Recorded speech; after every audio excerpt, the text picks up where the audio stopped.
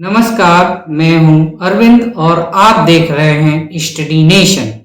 संयुक्त राज्य अमेरिका ने रविवार की सुबह करीब 4:30 बजे ईरान के 3 परमाणु ठिकानों फोर्डो, नातांज और इस्फहान पर हमला किया।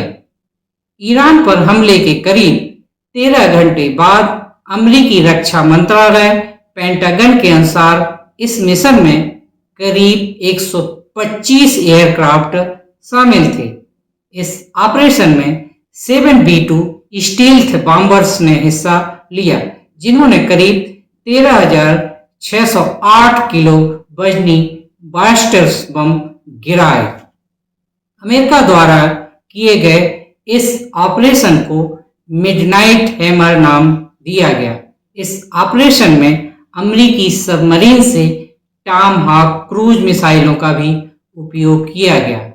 अमेरिकी हमले के बाद राष्ट्रपति ट्रंप ने देश को संबोधित किया और उन्होंने कहा कि ईरान की अहम न्यूक्लियर साइट्स को ऑब्लिटरेट यानी कि पूरी तरह से तबाह कर दिया गया है। राष्ट्रपति ट्रंप ने ईरान को धमकी देते हुए कहा कि अब उसे शांति कायम करनी चाहिए और अगर वह ऐसा नहीं करता तो उस पर और बड़े हमले किए जा सकते हैं। अमेरिकी हमलों के बाद प्रतिक्रिया आनी भी शुरू हो गई। अमेरिकी हमलों के जवाब में ईरानी राष्ट्रपति मसूद पजेश्कियान ने कहा कि अमेरिका हमेशा हमले के पीछे रहा है, लेकिन ईरान की सेनाओं के आगे और इजराइल के कमजोर पड़ने पर अमेरिका का चेहरा बेनकाब हो गया है। ईरानी हमलों के परिप्रेक्ष्य में ईरान के विदेश मंत्री अब्बास अराकाची ने कहा कि अमेरिका सिर्फ ताकत और धमकी की भाषा समझता है। हम इस हमले को नजरअंदाज नहीं करेंगे और हम इसका जवाब भी देंगे।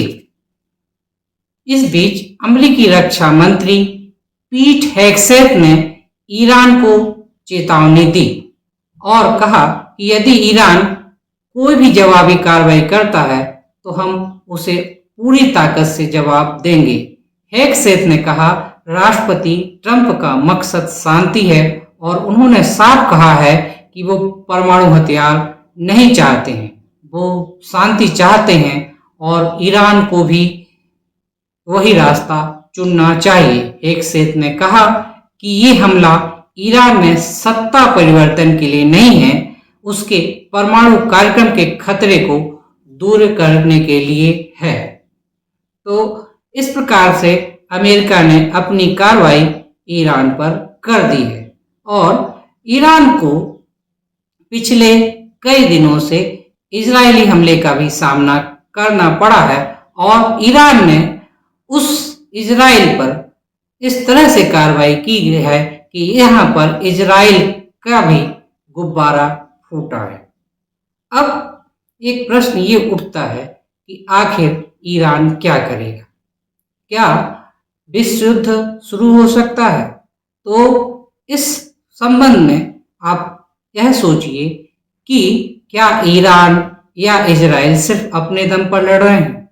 इन देशों को कहीं ना कहीं किसी न किसी बड़े देश का समर्थन हासिल है और अगर इन बड़े देशों ने इस युद्ध में भाग लिया तो निश्चित रूप से तीसरे विश्व युद्ध की शुरुआत हो सकती है।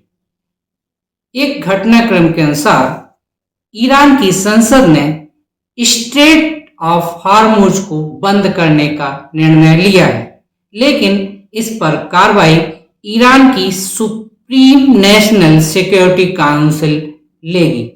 स्ट्रेट ऑफ हार्मुज क्या है? Straight of Hormuz Oman, Iran, Pakistan और यूए के बीच एक सकरा समुद्री रास्ता है, जिसे अगर ईरान बंद कर दे तो इसका सीधा असर वहां से होने वाले तेल और तरल प्राकृतिक गैस के आवागमन पर पड़ेगा और अगर ये रास्ता बंद होता है तो निश्चित रूप से वैश्विक तेल व्यापार और अर्थव्यवस्था पर इसका गहरा असर पड़ेगा। आज के लिए बस इतना ही। धन्यवाद। नमस्कार।